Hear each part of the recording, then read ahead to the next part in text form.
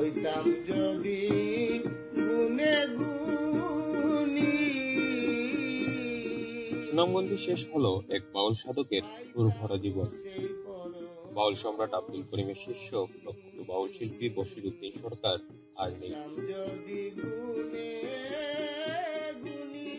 আজ সকাল 8:30 সুনামগঞ্জের শান্তিগঞ্জ উপজেলার পূর্ব পাগলা ইউনিয়নের রায়পুর গ্রামে নিজ বাড়িতে শেষ নিঃশ্বাস ত্যাগ করেন তিনি। মৃত্যুকালে তার বয়স হয়েছিল 65 বছর।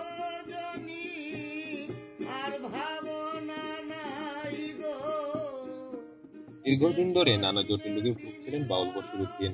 অর্থের অভাবে বন্ধ ছিল চিকিৎসা। অবশেষে থেমে গেল তার গানের জীবনে।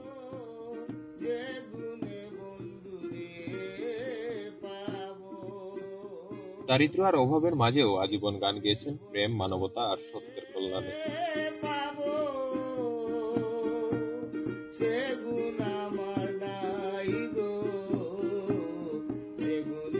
সহশিল্পীদের দাবি তার গান ও রচিত বইগুলো সংরক্ষণ করা হোক, যাতে হারিয়ে না যায় এক জীবনের সাধনা। অপূরণীয় এই ক্ষতি কাটিয়ে উঠতে সময় লাগবে সংস্কৃতি জগতে, তবে তার রেখে যাওয়া গান বেঁচে থাকবে আগামী প্রজন্মের কণ্ঠে। নয়ন সরকার, ইমজা নিউজ, সিলেট।